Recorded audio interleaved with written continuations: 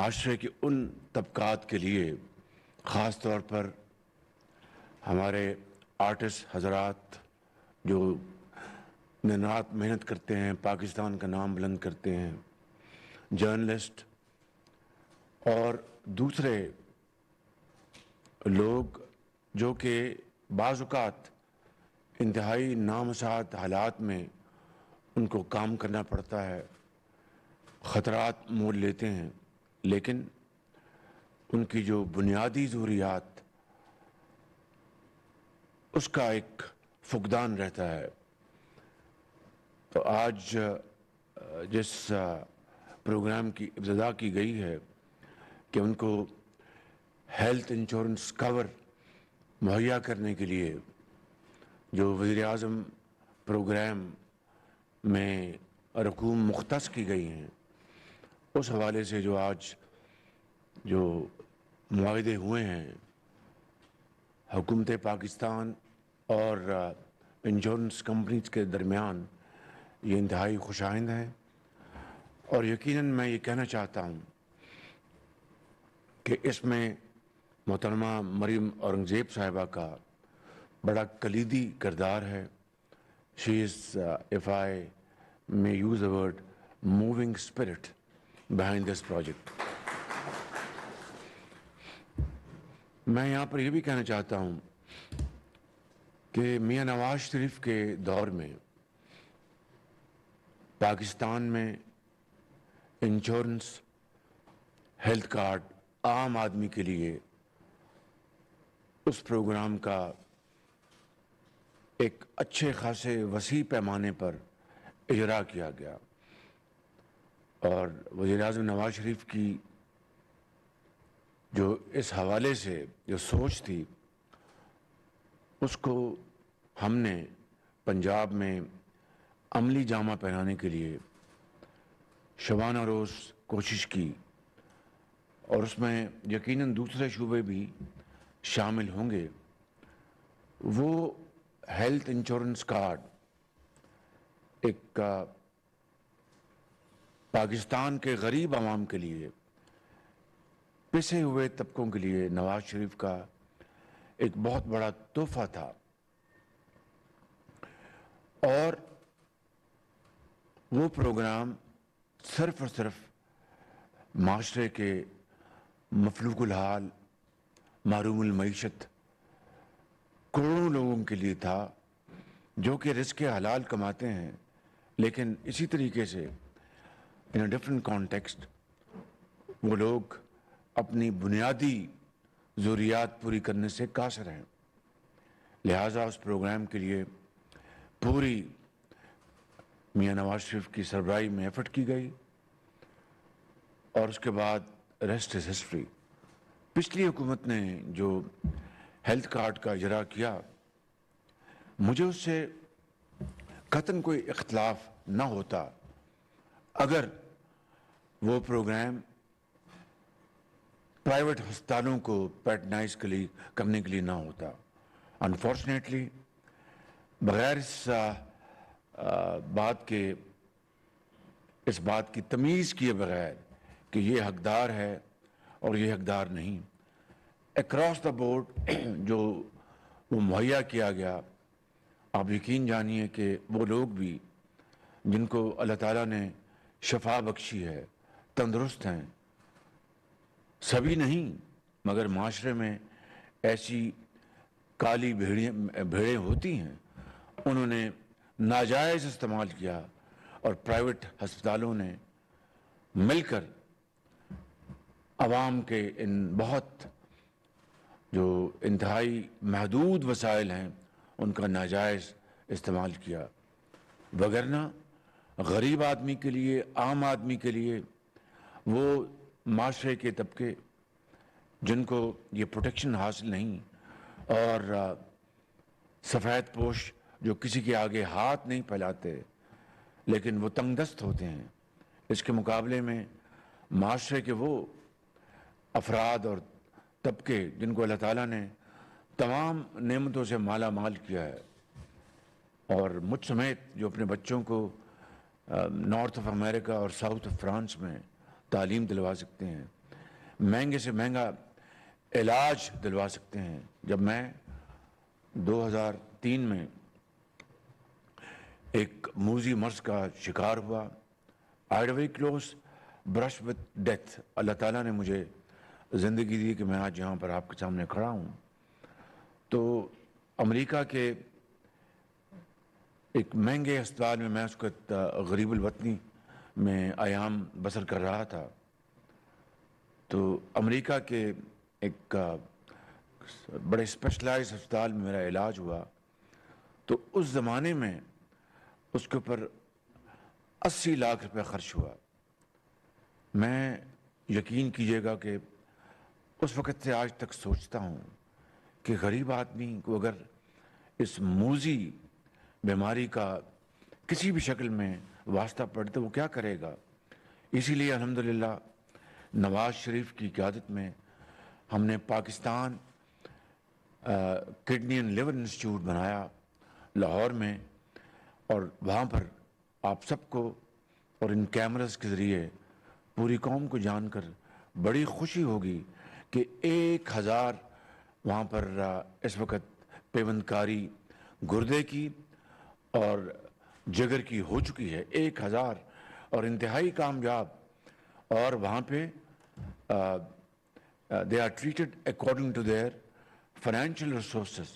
جو غریب آدمی ہے وہاں پہ اس کا مفت علاج ہے, اور جو امیر آدمی ہے اس سے پیسے چارج کیے جاتے ہیں تاکہ وہ کراس سبسڈی کی جائے اور غریب لوگوں کو وہ وسائل مہیا کیے جائیں.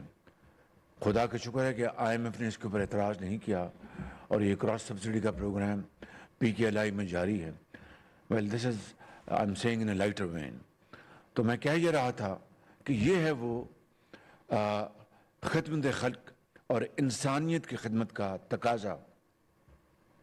اسی طریقے سے اور پھر جو PKLI کا حشر ہوا وہ دنیا جانتی ہے, میں آپ کا وقت اس وقت ضائع نہیں کرنا چاہتا.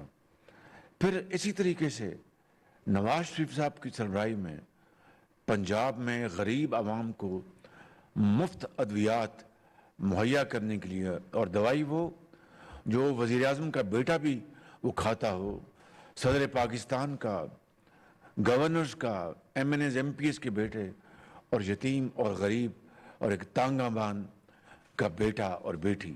یہ ہے وہ مساوات جس کے لیے پاکستان مارز وجود میں آیا تھا. یہ ہے وہ مساوات جو ہنوز غریب آدمی سے کوسوں میل دور ہے.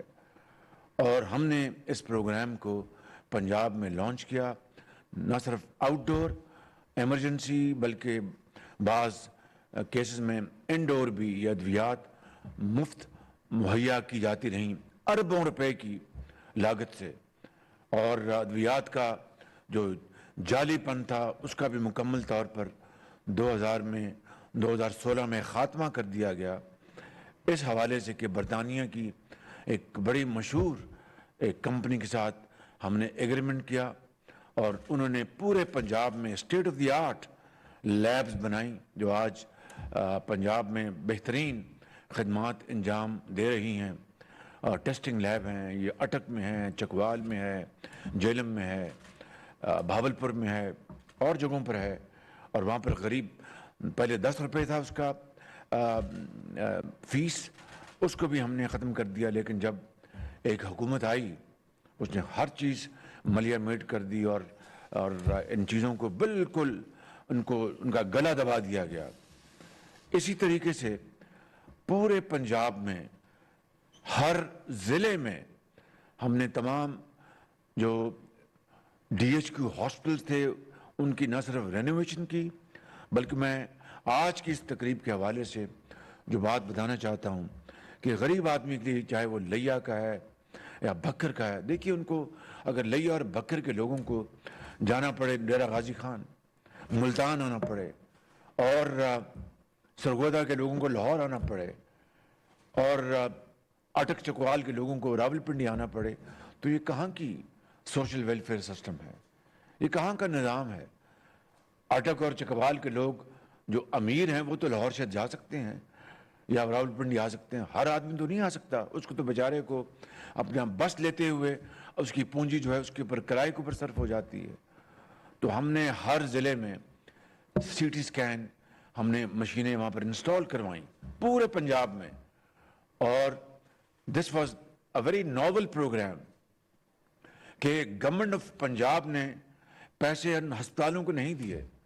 گورنمنٹ آف پنجاب نے شفاف بڈنگ کرائی. میں تھوڑا وقت لے رہا ہوں but I want to make my point very clear. Government of Punjab نے شفاف بڈنگ کروائی. ان بڈنگ کے تحت مایہ ناز دنیا کی کمپنی آئیں اور طے یہ ہوا کہ وہ اپنے سرمایے سے یہ مشینیں پورے پنجاب میں ان کو تنصیب کریں گی اور خود چلائیں گی. ہسپتال میں ضرور ہوں گی لیکن ہسپتال کے عملے یا ایم ایس یا پرنسپل جو بھی ہوتے ہیں ان کا کوئی تعلق نہیں ہوگا. اس لیے کیوں؟ ماضی کی 72 سالہ تاریخ گواہ ہے کہ جب مشینیں آ گئیں سرکار کے خرچے سے 3 مہینے بعد مشینیں بند اور باہر جو دکان لگی ہوئی ہے اس کو سارا کاروبار جا رہا ہے اور غریب آدمی بالکل لٹ پٹ جاتا ہے. تو اس لیے ہم نے کہا کہ یہ مشینیں وہی کمپنی چلائیں گی جو لے کے آئیں گی for a period of 5 years. تو ان کا O&M یعنی ان کا آپریشن اور مینٹیننس انہی کے ذمہ ہوگا تاکہ کوئی خرابی نہ ہو. اور پھر یہ بھی نظام وہاں پر وضع کیا کہ وہ کمپنی جو وہاں پر مشینیں لگائیں گی ڈاکٹرز جب سکین کریں گے وہیں پر وہ اپلوڈ کریں گے اور وہ کمپنی ذمہ دار ہوگی کہ ان کا لاہور میں ایک بڑا میگا سینٹر ہوگا. وہاں پر بیٹھے ہوں گے جو ایکسپرٹس, وہ ان کو دیکھ کر اور ان کی رپورٹ اسی شام واپس لیا میں جھنگ میں سرگودا میں بھجوا دیں گے. ورنہ آپ جانتے ہیں سکین ہو جاتا ہے ہفتوں رپورٹ نہیں آتی اس لیے کہ ڈاکٹر اویلیبل نہیں ہے, وہ اپنے پرائیویٹ کلینک کر رہا ہے, وہ فلاں جگہ پر ہے. اب آخری بات اس حوالے سے میں بتانا چاہتا ہوں کہ گیپ کمپنیز نے کہا کہ بالکل ہم تیار ہیں, مگر جو گیپ ہوگا between the cost of this equipment اور ان کی جو انکم ہوگی ڈیلی یا ماہوار, اس میں جو گیپ ہوگا تو وہ کون فل کرے گا؟ ہم نے کہا جی ہم فل کریں گے. لہٰذا غریب آدمی کو ایک دھیلا نہیں دینا پڑتا ان ہسپتالوں میں. ان کا فری سکین ہوتا تھا اور وہ کمپنیاں شام کو رپورٹس واپس اپلوڈ کر کے دور دراز علاقوں میں ڈیرہ غازی خان میں بھاولپور میں بھاول نگر میں ان کو شام کو رپورٹس پہنچ جاتی تھیں. مریض کے ان کے خاندان کو تسلی ہوتی تھی کہ یہ ہے ایک قائد اعظم کا خواب کہ ایک غریب اور امیر میں کوئی تمیز نہیں, ہیلتھ ایجوکیشن سب کا بنیادی حق ہے. مگر بدقسمتی سے مجھے بڑے افسوس سے کہنا پڑتا ہے اس نظام کو بھی تباہ کر دیا گیا. اب ان سے پیسے چارج کیے جاتے ہیں. تو یہ ایک لمبی داستان ہے, یہ پھر کبھی اس کے اوپر بات کریں گے. فار دا ٹائم بینگ میں آپ کو بہت مبارکباد پیش کرتا ہوں اور آپ کی ٹیم کو اور جو انشورنس کمپنیز ہیں ان کا بھی شکریہ. بٹ پلیز وہ جو ہم نے آپ کے ساتھ پنجاب میں ہیلتھ کارڈ کا جو پروگرام یہ کیا تھا, state life is a government organization wholly owned by the government of Pakistan. تو آپ کو فیٹ پروفٹس نہیں کرنے ہیں, آپ کو مناسب چارجز لینے ہیں اور ایفیشینٹ سروس آپ کو دینی ہے.